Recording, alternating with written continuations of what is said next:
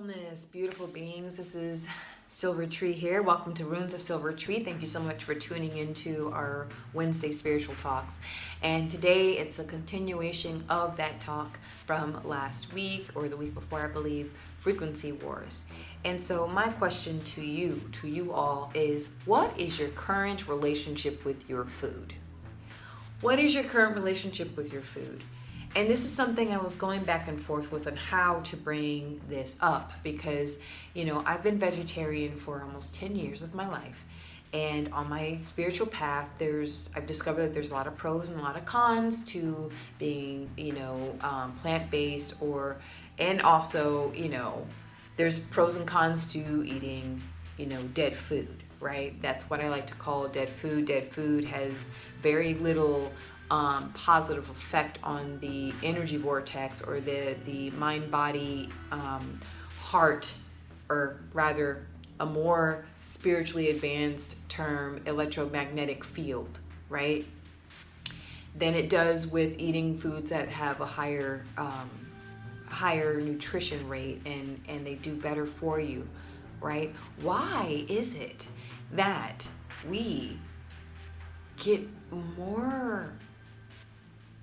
more out of crappy foods, that we feel more full and we feel more like satisfied with eating dead foods than eating foods that are of light? And I'm not talking about light as in like physically like lighter on the body, like eating a salad. I'm talking about vibrational light. Right? You have the foods that grow in the sun, they receive the energy from the sun, they receive the frequencies from the sun, and we eat that. We literally eat the manifestation of the photosynthesis and the chemical exchanges that happen when we eat from the soil. And so why is it, why do we get more pleasure from eating highly processed dead foods than eating foods that are alive for us? Hibiscus tea tastes delicious. So I'm asking not only you but myself as well. What is our current relationship with our food as a collective? Because I have to say, it's very interesting. Nothing is ever black and white. And I've traveled for, I feel like, all my life. But in the past 5 years, 6 years, I've had opportunities of working on homesteads and volunteering on homesteads, raising animals, okay? Harvesting food. I worked on food farms. I worked on an herb farm. Specifically with chickens. I helped to raise chickens and, as a vegetarian. And I have to say, observing, being a consumer and a capitalist, in some form everyone is, if you pay your taxes and you're part of the matrix, it's the game, okay? You play the game, right? To reap the benefits of the game, you have to play the game. And, we can sit here and act like we're all high and mighty and spiritual and conscious, but you get in your car and you go to the grocery store and you buy food and you pay the taxes on the food that you purchase, right? But not everyone's like that. And I noticed, and, it was my first time, like during COVID, during the pandemic, it was my first time really understanding what a bargain system is. I've lived in small town America.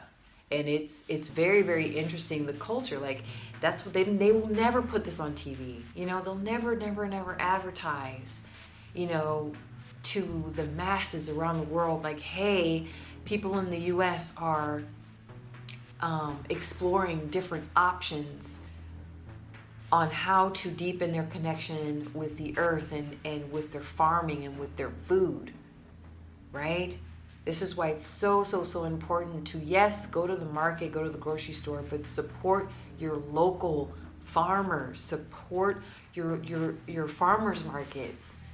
And yes, the Amish. I live in a state where they're here, okay? They're here. They're prominent. In the Midwest, they're here. They're very, very prominent. They've always been here. and they have a very specific way of life. And they share that way of life with their beautiful, woodworking, and with the food that they sell, right? To provide their, to continue to live the way that they live, and to provide for their families and their communities. And so to ask ourselves what our relationship with the food is. Like, what is your relationship with, like, your local farmers? What's your relationship with the cashier at the store and the grocery store? What's your relationship with your grocery store that you shop at? You get in your car and you drive out and you purchase, processed anything, packaged food. What's your relationship? What's your connection to it? How do you feel when you go out there? How do you feel when you go to a farmer's market and you buy something that was hand-picked? Okay? These are questions that we need to ask ourselves, because it ties into the whole frequency thing. Especially for those of us that live in a very, very, very, very, very, I'd have to say, what's the word? Like, the word that's coming to me is watered down, right? Like, we are very far, that connection from the earth is very, very far away when you go to the grocery store, right? I've had it was such a gift to be able to put on some work boots, go out at 6 a.m. in the morning in like 91-degree weather in the desert, okay, which was an oasis of beautiful, wonderful food and agriculture, and hand pick corn, tomatoes, having to restring, after a bad rainstorm and all the corns pushed to one side. We have to literally go in one by one and retie and reorganize all of the corn stalks so that we don't lose all that food. Like, it's a different experience, right? And so, I'm not here to push judgment or anything, but to those that do eat of predominantly a lot of dead food.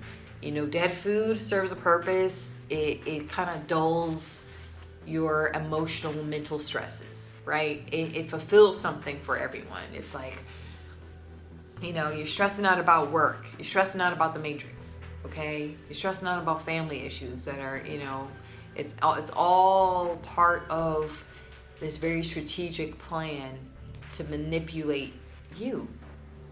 And so, I know I'm talking very freely. I want there to be flow in these messages in my videos, because it's like, I can make it super edited. I can make it super, add graphics and all that other stuff. But at the end of the day, what's most important? It's the message. It's the connection. And I'm asking you again, what is your connection to your food? Like, how much work do you have to put into to get a meal, right? And I feel like there's 3 tiers, right? So, no, actually there's 4. So the first tier is you grow your own food, and you go and you harvest your own food. You literally drop the seeds, you watch it grow, you nurture what's in your backyard, and then it starts to grow, you harvest it, you eat it, you share it with family and friends. The next tier is that you take all of that hand-picked food and you sell it to a bigger and greater community, right? Or you go out to a farmer's market where the food's hand-picked, and that's another tier. Like, that's another, like, degree of distance that you're disconnected from the land. And then you have another step where you go to your grocery store, everything's already packaged, everything's already ready to go, and you have to do very, very, very, very little work to prepare, it's not very hands-on. You just go, look at the price, you have the money, you pick what you want, you put it in the cart, you buy it, you can take it home. That's it.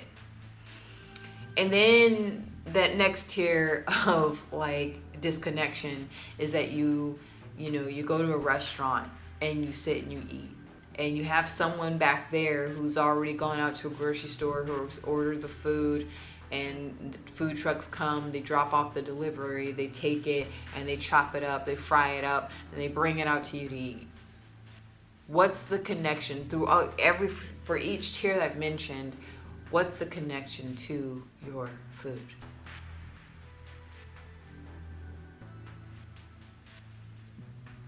And this ties into our culture too. It ties into our shifting culture, because it is shifting, right?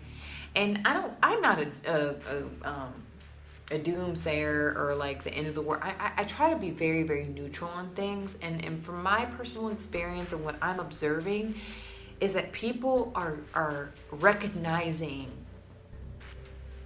the issues with consuming dead food, and the issues in our food industry, from local to corporate to, mass to the national, global levels. And so people are wanting to eat healthier, because the more education you have, the more you're privy to what's going on, and you want to do better for yourself and have better experiences with yourself and your family, and you want everyone to be healthy, so you try to make better food options. And what I'm noticing is that even at McDonald's, or I think Burger King, they have a vegetarian burger.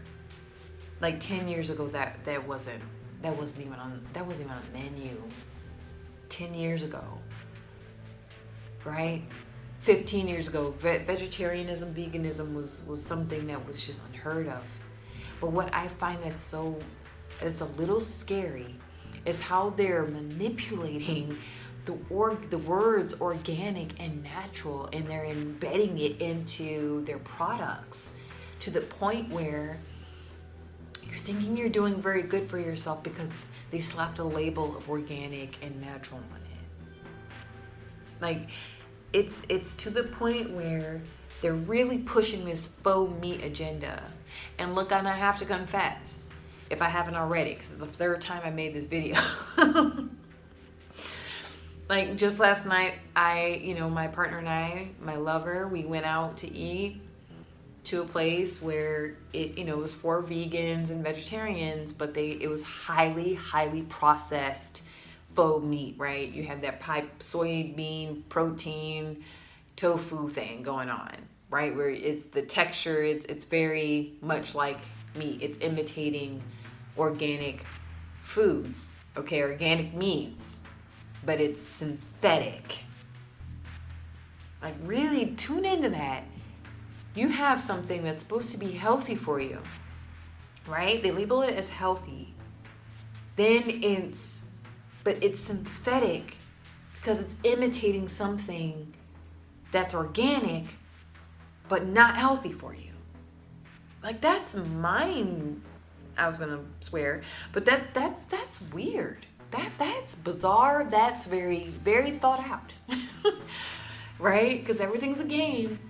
And it's just it's awareness is always a great practice, because you can still be in the middle of it, meaning you're going out, you're still eating these highly processed, healthy, vegan, vegetarian, synthetic foods, but you're aware of what's going on.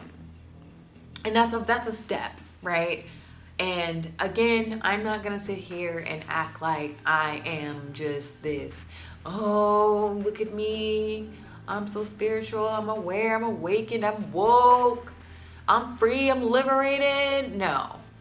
The question is, if you're gonna go that route with your diet, about how clean your diet is, like, what is liberation then? What is it? What does it mean to be liberated in the Matrix? What does it mean to be liberated with our foods in the Matrix, in a simulation within a simulation? Okay? And for those of you who don't know what a simulation is, regarding, reality, it's a way of how you can perceive reality, okay? Think of this. You're in a box, all right? You are in a box. You don't know that you're in a box, but you're in a box. And then there's another you outside the box, looking into the box, looking at yourself, right? But then that person, you, on the outside of that box, you don't know that you're in a box. And then there's another you, a third you, looking in and peering into these two cubes, right, of reality. And in each cube, you're you looking at you. That's kind of what a rough definition of what a simulation is, right? It's a story within a story within a story. And so we do have these limitations, Okay, and they come in all forms, in the forms of food.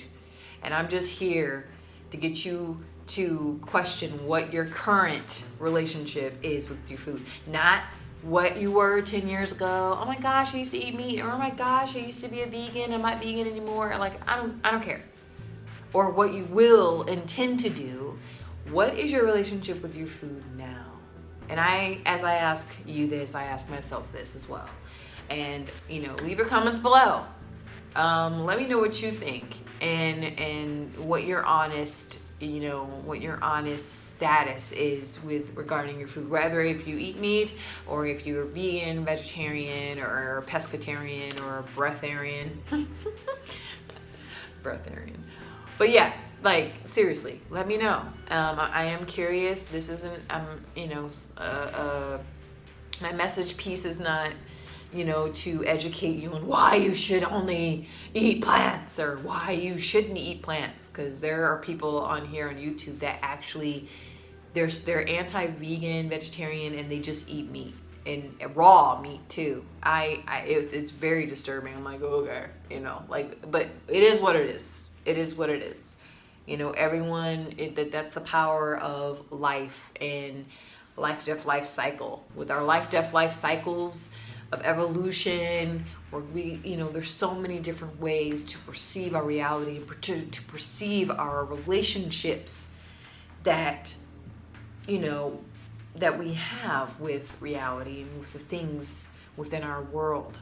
So, and that food is a very significant one, So thank you so much for tuning in. I look forward to connecting with you again next Wednesday. Have a wonderful day. Remember to expand your consciousness, embrace supreme loving guidance, and evolve your human being. Thank you.